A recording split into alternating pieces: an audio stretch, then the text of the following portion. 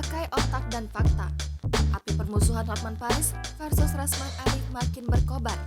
Mantan bos Iklim makin belak-belakan tunjukkan bukti ijazah seterunya palsu. Drama Hotman Paris versus Rasman tampaknya belum menunjukkan tanda-tanda akan berakhir. Hotman Paris versus Rasman sebenarnya dimulai saat Hotman berseteru dengan Iklim Hakim yang kemudian melibatkan Rasman sebagai kuasa hukum Iklima. Namun, meski kini Iklim Hakim sudah tak menggunakan jasa Rasman, perseteruan Hotman Paris versus Rasman pun masih terus berlanjut.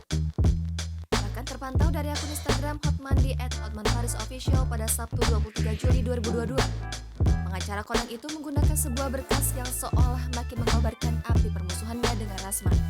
Surat unggahan Hotman tersebut berasal dari Kementerian Pendidikan, Kebudayaan, Riset dan Teknologi, Lembaga Layanan Pendidikan Tinggi Wilayah 3. Ada 2 poin yang tertera di dalamnya. Yang pertama adalah tentang Universitas Ibnu Khaldun yang disebutkan sudah mendapatkan izin untuk menyelenggarakan pendidikan tinggi. Namun, poin kedua rupanya membahas tentang sosok Rasman Arif Nasution, seteru Hotman. Di sana disebutkan bahwa dalam pangkalan data pendidikan tinggi per tanggal 20 Juli 2022, Rasman Arif tidak tertera sebagai mahasiswa di program studi ilmu hukum Universitas Ibnu Khaldun.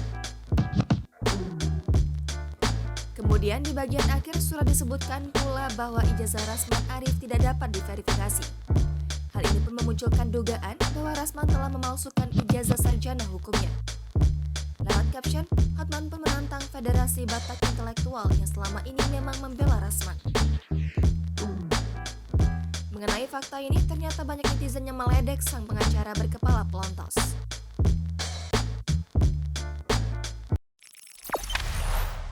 Jangan lupa subscribe, share, komen, dan like ya!